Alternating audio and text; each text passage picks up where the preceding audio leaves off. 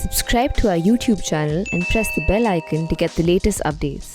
Hi, hello and welcome to the Reporter Direct. This is a new feature at The Print where we who are field reporters are on the field bringing you the breaking news story. This is also possible due to you, the subscribers who are actually paying for news and good readers like you, who enable reporters like us to be on the ground and bring you the story and actually tell you what's happening right from the scene of action. So thank you very much. All of this is only possible because of you, and I'm really excited during this session so that at least I can interact and also be accountable to you, because it is because of viewers like you that I'm able to do my job, which I love very much. Every reporter loves being on the field because it is at the field where you understand what the news is, where the nuances are, and the journey of a story actually begins from the field and then obviously goes through various twists and turns. So thank you very much. Just for your own information, my name is Revathi and I'm a reporter at The Print. In Delhi, I cover the Road Transport and Highways Ministry, and I've also done a bit of political coverage. This entire year has been quite my journey as a field reporter has probably encompassed the journey of COVID this year. So I, at the beginning of March, was in Tamil Nadu, where I am right now with my colleague Manisha. So I covered the Tamil Nadu elections for about a month, which is from March to April. And we covered, so in Tamil Nadu, the elections are a lot different than, let's say, other states of India, especially the Hindi heartland. Over here, everything is a lot more colorful. The cult worship and hero worship of leaders is something else. In the elections, in fact, during campaigning, I saw people doing shashtang in front of politicians' cars, even those not in power. So, and during the elections and during these rallies, people came in throngs and hordes. So despite the election commission trying to keep crowds at bay, ensure that social distancing was adequately maintained, it did not take place. So that is probably where, elections is one aspect of what has been said repeatedly, is what contributed to the second wave of COVID. During the second wave of COVID, I was in Madhya Pradesh for about a week to 10 days, where my colleague Taran Deol and I were on the field. And we really reported the devastation which we saw, whether it was from Bhopal and Indore, which is the two biggest cities in the state, the deaths which are being which were taking place due to COVID, and a mismatch in what was officially being presented in the state's death toll vis-a-vis what crematoriums and graveyards were reporting. We also reported on how crematoriums and graveyards were running out of place and wood furnaces, in fact, due to the vast number, because it just was not I think what has been reported at large. And then also inevitably Madhya Pradesh was the infrastructure to deal with COVID as well, which also included dead bodies of people of the deceased, was just not enough. We reported on the oxygen shortage, how there was to be an oxygen plant should be up and running in about 6 months. Yet when we went there, it was still just flat land and mostly rubble there. And post that, so we spent about 10 days, and that was actually one of the most challenging assignments I'm lucky to have had. In fact, my colleague Taran and I say this repeatedly, that I did the entire Tamil Nadu assignment myself. That one entire month I did myself, and I think I could have I managed it. And it was I managed to do extensive reporting, but the Madhya Pradesh assignment, I'm lucky to have had a solid partner in Taran, because that was a devastation where it just takes a mental toll on you. So you're doing your job, but at the end of it, you're also a human being. So to report on such devastation at large, and then to also see what is happening back in Delhi. When we go on Twitter, a large part of our work is on Twitter. So to then report that, I think it took a toll on our health. So you need a strong partner, and I'm lucky to have had that.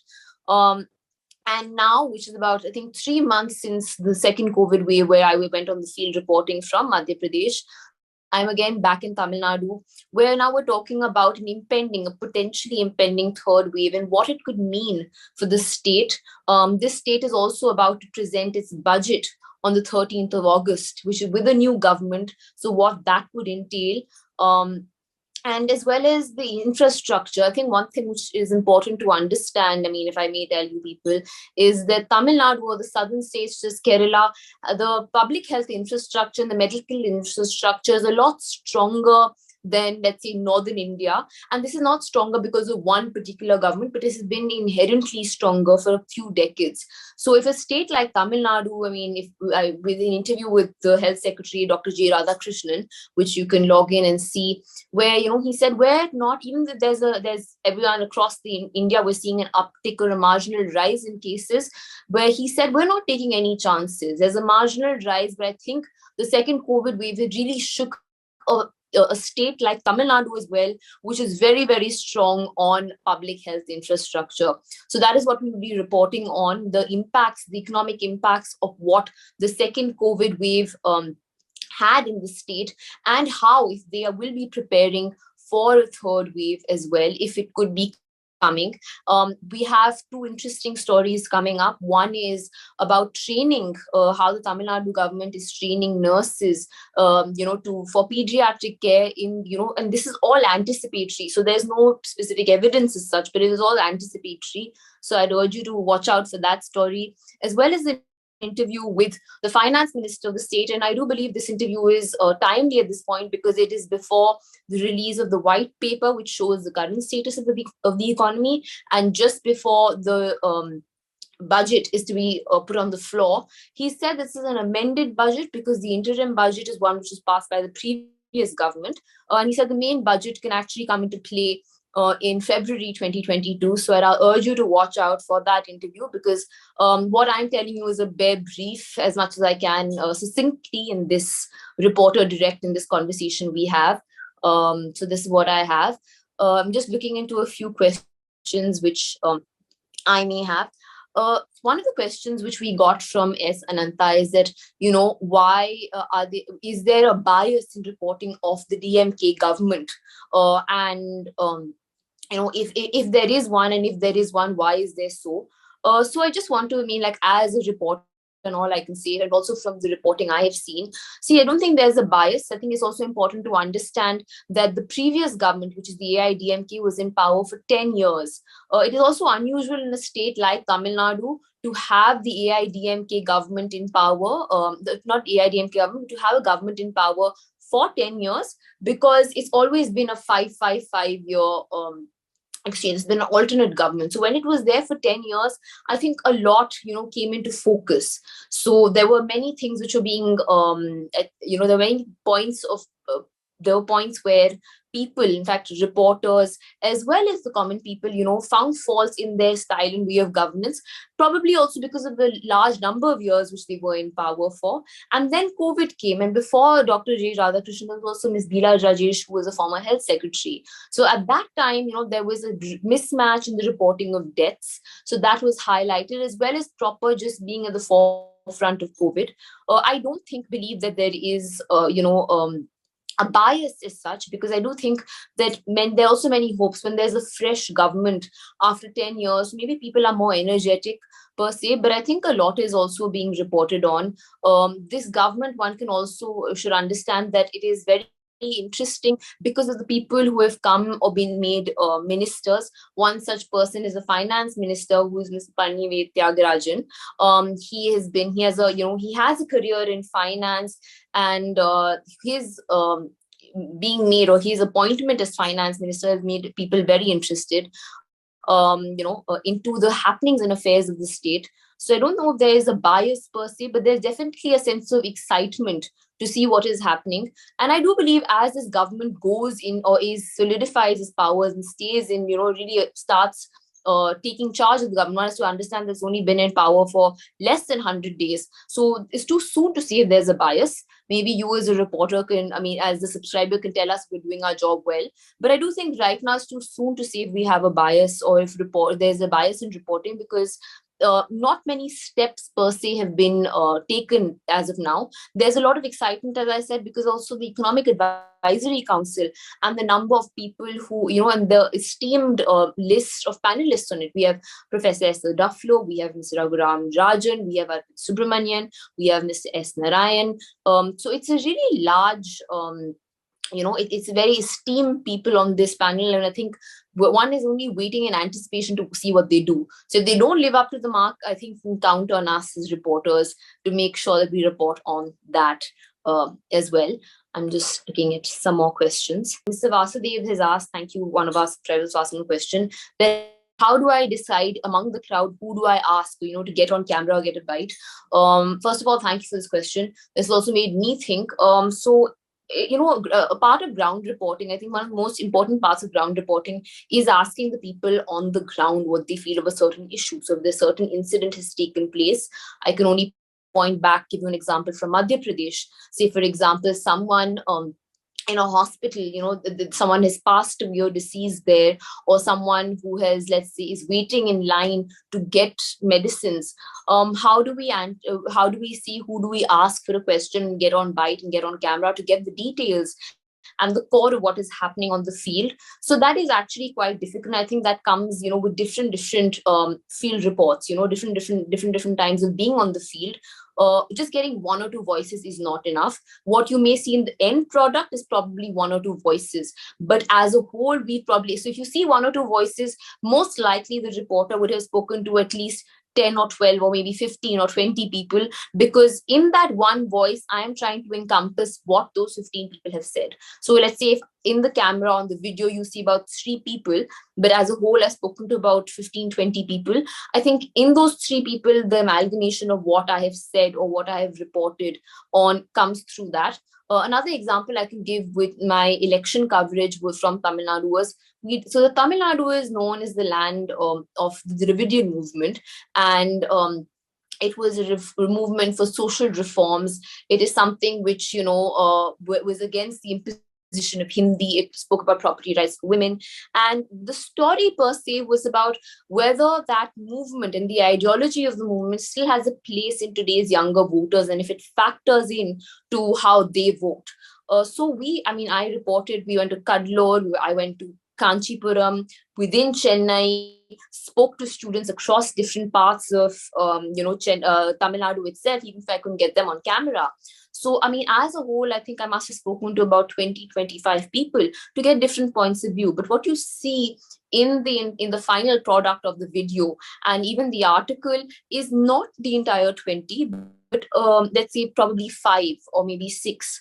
And the reasons for this is to then obviously, to keep your interest in as a viewer, to ensure that the videos are they're crisp and solid, as are the articles. But for me to be solid in the information I'm getting and be true to what people are saying, then I think is to understand and get what, to understand the gist of what is coming through those 20-25 voices through that. I just also wanted to appeal quickly that you can send questions in the question box, which is right there, and I would be happy to answer. I have a few more questions with me, but I would be happy to answer any questions right now on the go in the question Q&A box. So as I was saying, I think a lot to understand who to ask a question, and to also understand, I think it's a responsibility of a reporter on the field as well, because when you're asking people questions, if you're asking people what's on the field, one person's version may vary from the other. So it's important to get a proper gist, to understand the situation from the ground. So it's a good thing to take a step back, understand what the story is, understand what I need to fill in the gaps, where are the gaps, so that I can bring you, the viewer, and like the subscriber, who I'm accountable for, who is making it possible for me to do my reporting, the true clear picture, and not, let's say, a one-sided story and something which is one version of one person's, account. And I do remember a senior editor, telling me this: when someone has been wronged or victim, they're very keen on talking on camera, and something which probably hits closer to home for the reporter. But it's important at that point to question. I think question everything.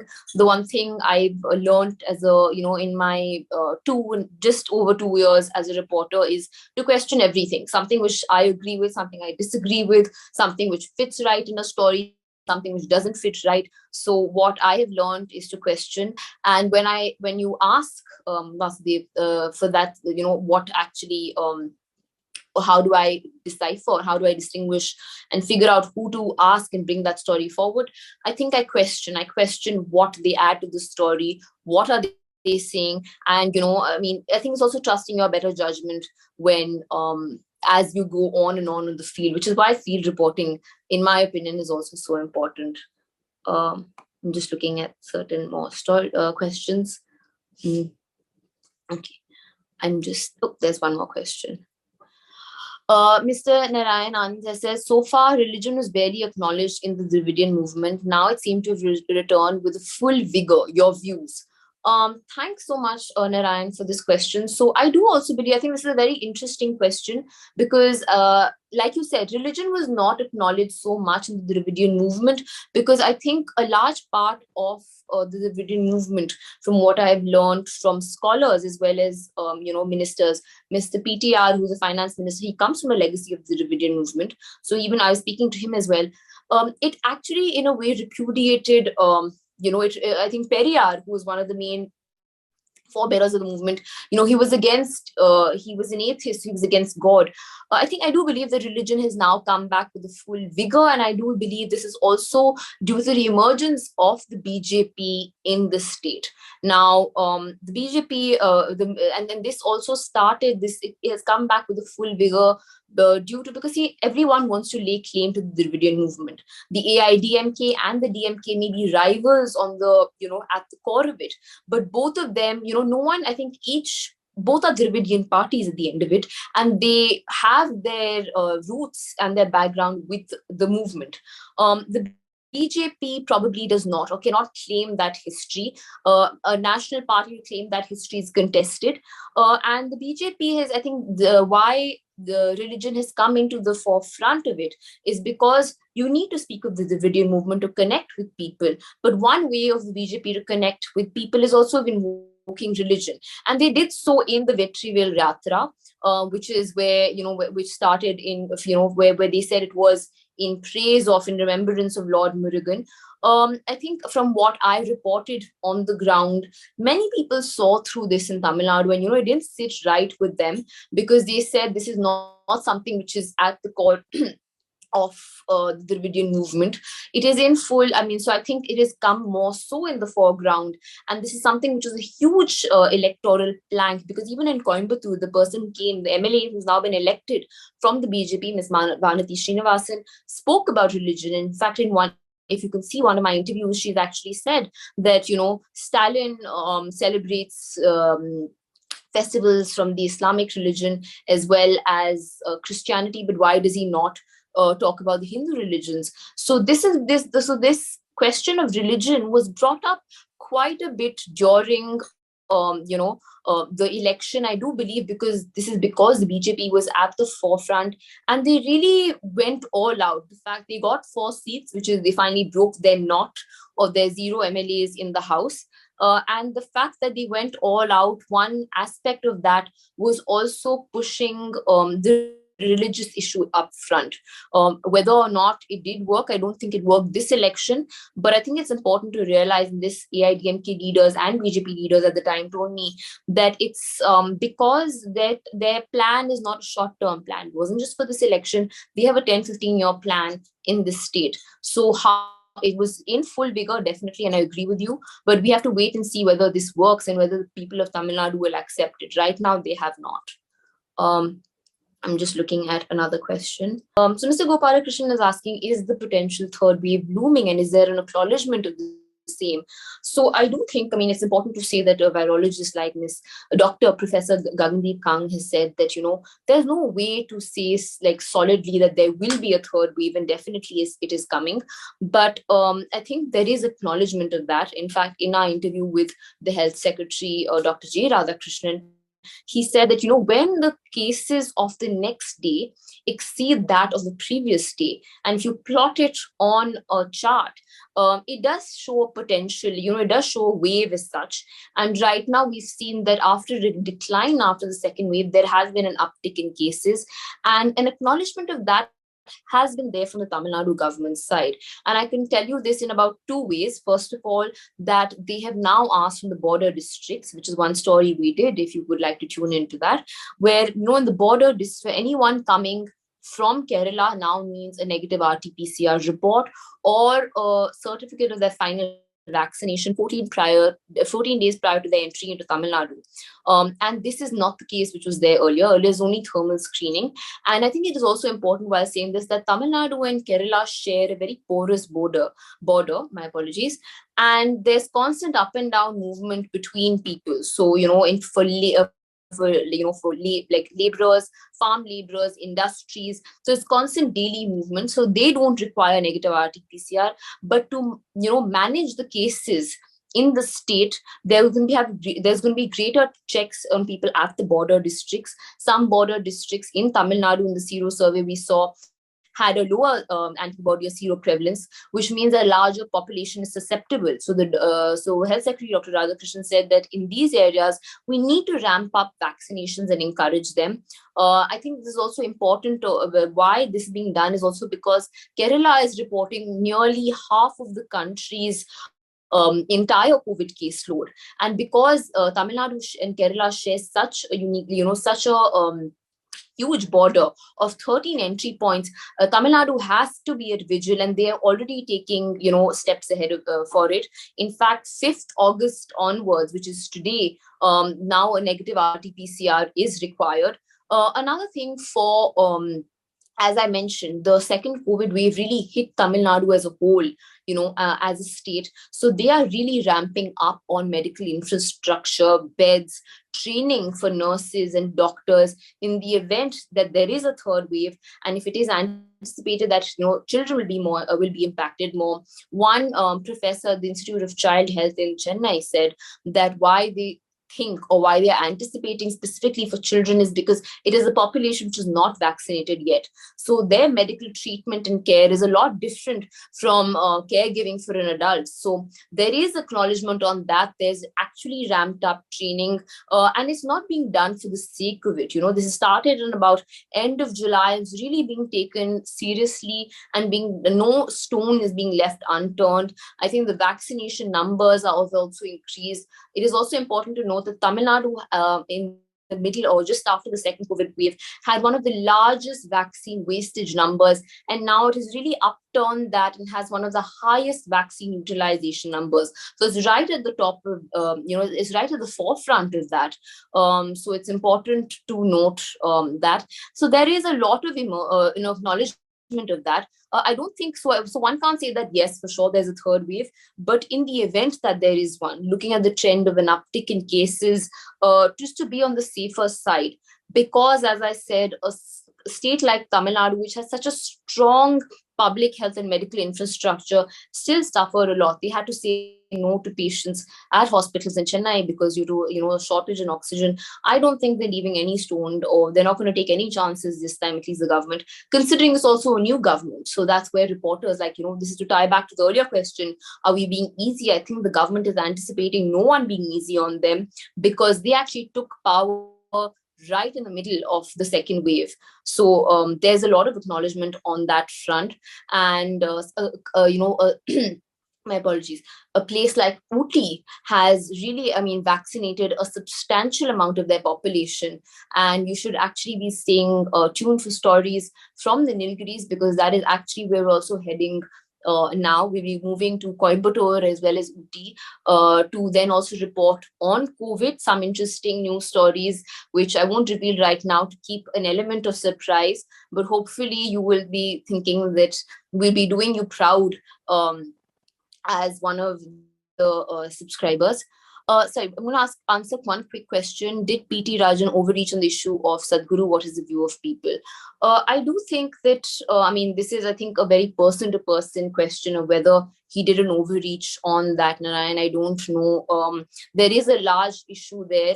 I think these are also very small issue, because I don't think, because even when I did speak to Ms. PTR on this, I think his main issue was budget right now and focusing on that. So I don't know if there is an overreach per se. I think there is, he used a report where, and also I think Mr. Vasudev also replied to that. So I think for now, at least the matter is buried, but as a reporter, we will investigate the story and see if it was actually being overreached.